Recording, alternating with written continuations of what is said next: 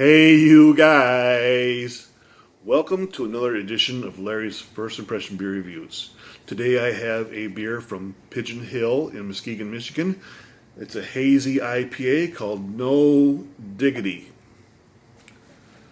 Alright, so little backstory from Pigeon Hill according to this beer. I watched a little video online and they talk about how they did not want to jump on the bandwagon of the hazy IPAs, that they thought it was just a fad, wasn't true towards the beer brewing standards that they hold themselves to. But with the success of beers like Old Nation's M43 and other hazy IPAs and the general popularity of the new style, they thought, well, we better get on board with this and just bury our dignity and see if we can get our piece of this pie. So with their bowing to popular demand, they felt like, hey, what a better name than No Diggity for our hazy IPA. It's a pretty cool backstory. So Pigeon Hill makes quite a few different kind of cool beers. They're always, as far as I know, in cans.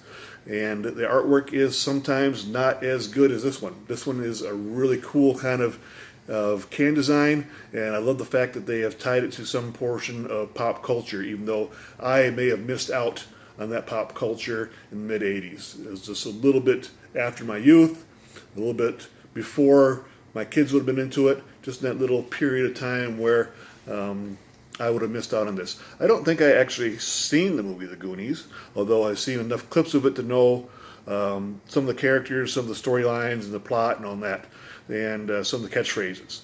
So I believe that this guy's name was Chunk, and he's doing some sort of dance on the label here called the Truffle Shuffle. I had to look that up. I did not know that right off the top of my head, so I had to Google what was happening here on the label. Which is pretty cool. So I like that. I even donned a nice Hawaiian shirt for this review. I am not going to do the Truffle Shuffle, even if you ask me to.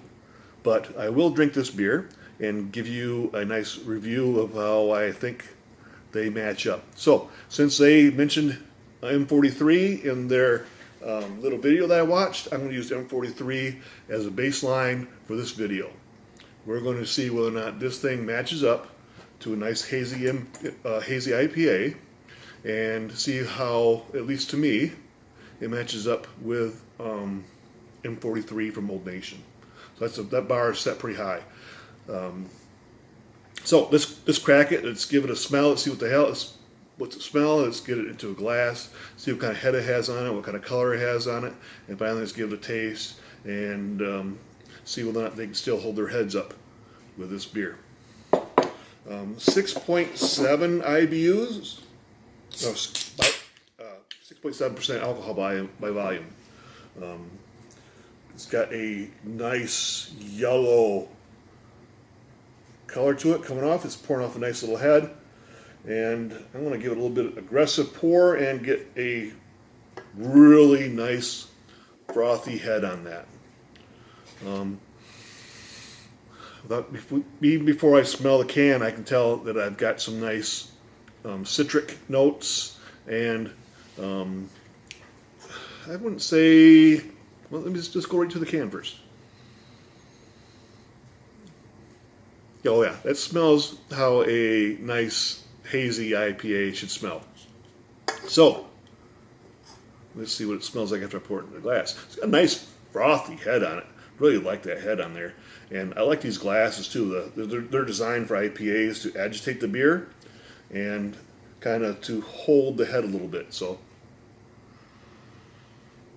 the aroma is quite mild. It's not pungent. It's not overly citrusy. It's not overly hoppy, if that's a smell.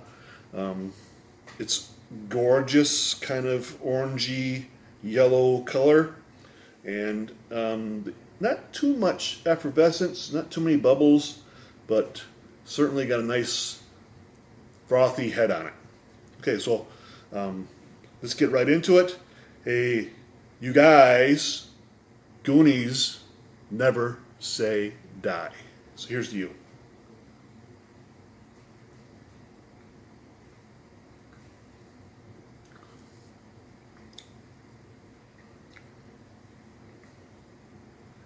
That's pretty good. It's a little more juicy, I think, than the M45.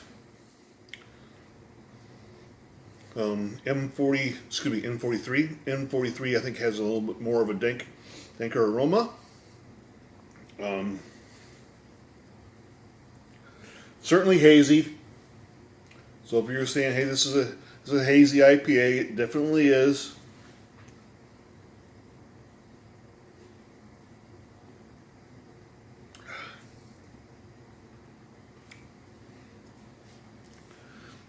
I'm going to say that it is so close that I wish I had an M43 sitting right next to it so I can do a side by side, because this stuff is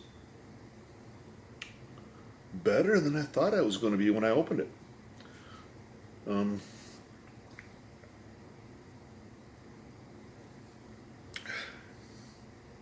Yeah, that's not a bad beer. It might be more sessionable, maybe even slightly more affordable than the M43. I don't know what this stuff goes for. This came to me from my coworker's six-pack swap club, so I'm not sure exactly what the price point is on a 12 on a six-pack of that stuff, but it's got to be less expensive for sure than M43. I keep mentioning M43, but Pigeon Hill, I think, did a fine job for somebody who's like dead against the style. I think they did a good job of brewing something that really holds up pretty good. So anyway, here's to never quitting. Here's to losing your dignity. And way to go, Pigeon Hill. Cheers.